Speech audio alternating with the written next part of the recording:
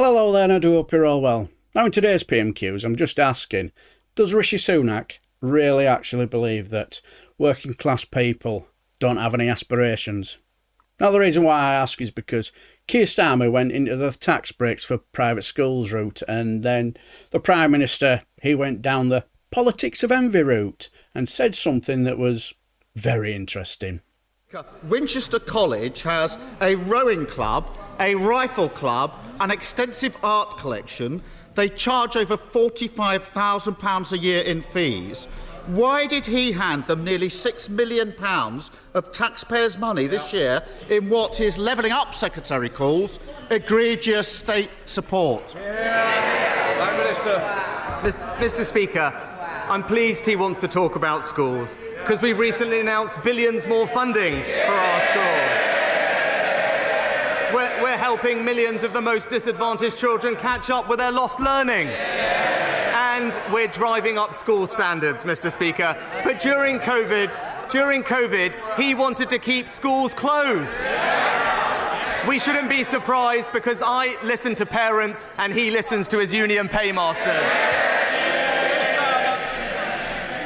Mr. Speaker, his Levelling Up Secretary, I see him down there, who, after all, was Education Secretary for 4 years, said you could scarcely find a better way of ending burning injustices than scrapping these handouts. And here's why, and he talks about driving up standards. Just down the road in Southampton, and he'll know this, 4 in every 10 pupils failed their English or Maths GCSE this year. 4 in 10. Is that £6 million of taxpayers' money better spent on rifle ranges in Winchester or driving up standards in Southampton?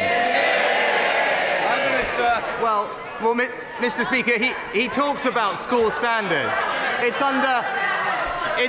under a Conservative government, and thanks to the reforms of the former Education Secretary, that now almost 90% of schools are good or outstanding. But Mr.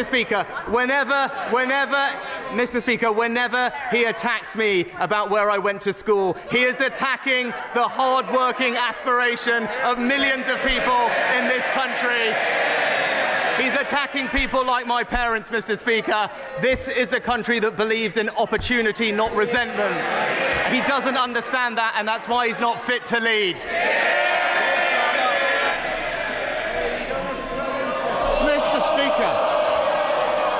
Mr. Speaker, if he thinks the route to better education in this country is tax breaks for private schools in the hope they might hand that sum down to state school, that's laughable.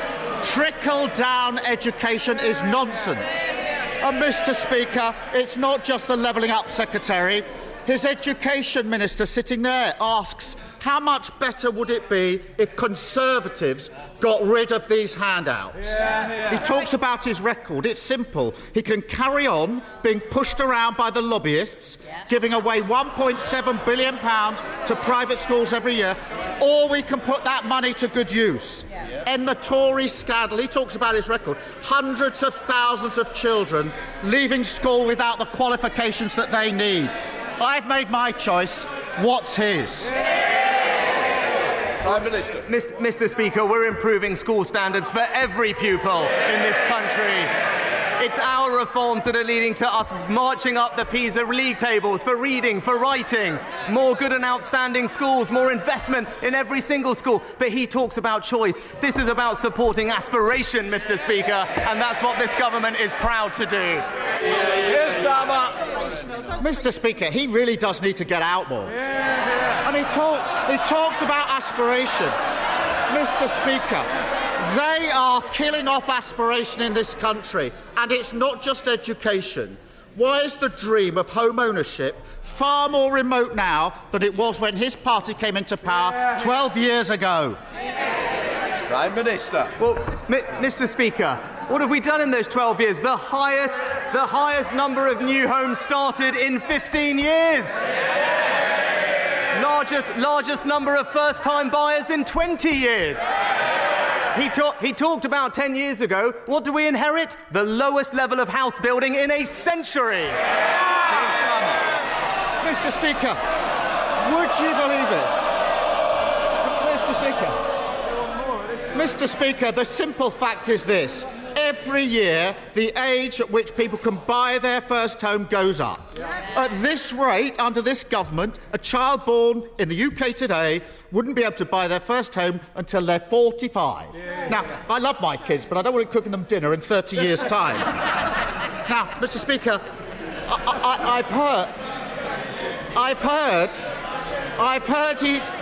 I've heard he's having a relaunch. Apparently, it's called Operation Get Tough. So how tough is he going to get with his backbenchers who are blocking the new homes this country so badly needs? Prime Minister! Mr. Speaker, we're delivering record numbers of new homes under this government. That's what we're doing. He talks about toughness, Mr. Speaker. He's too weak to stop dozens of his own MPs joining the picket lines. So what, if he wants to support those hard-working families and show some leadership, why doesn't he confirm right now that no Labour MPs are going to join those picket lines? Keir Starmer! Mr. Speaker, whichever way you slice it, it's always the same. Whether it's private schools, oil giants, or those who don't pay their taxes here, every week he hands out cash to those that don't need it. Every week he gets pushed around, and every week he gets weaker. But I can help him with this one. He doesn't need to do another grubby deal. If he wants to defeat that amendment from his anti-growth backbenchers on national targets for housing, Labour will lend him the votes to do so. Country before party, that's the Labour way. Why doesn't he try it?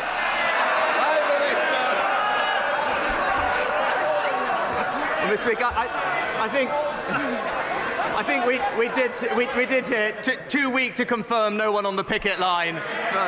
But Mr. Speaker, it's the same old Labour ideas: more debt, more inflation, more strikes, and more migration. He tells his party what they want to hear.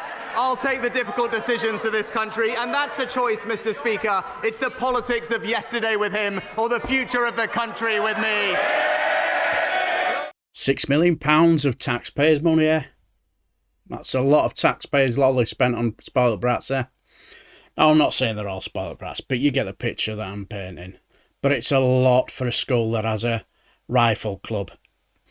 And all Rishi Sunak could do was spout on about giving state schools crumbs from the rich's table, so to speak, while the Levelling Up Minister did his best impersonation of a nodding dog on crack. Then he has the temerity to say that the reason why your little Johnny is in a state school and not in a school that has a rifle club is because your parents don't work hard enough in their minimum wage job and lack the aspirations to send you to a school that has a rifle club.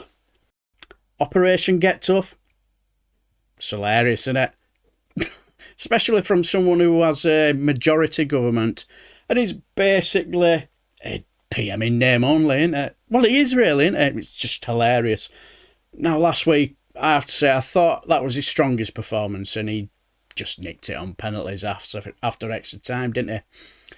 Let's be honest, back to normal this week. It was just god-awful, wasn't he? And I'm not sure the picket line slant he's punting will do him any favours when those who've had a pay cut for how long, and people are having to choose between heating and eating. I'm not sure they're going to fall for it. I'm also surprised he didn't go down the Jeremy Corbyn line again. So I do question who is advising him, and clearly does need to get out more, doesn't he? But what do you guys think? Anyway, I shall leave the video here. Until the next time, I shall bid you farewell and take care.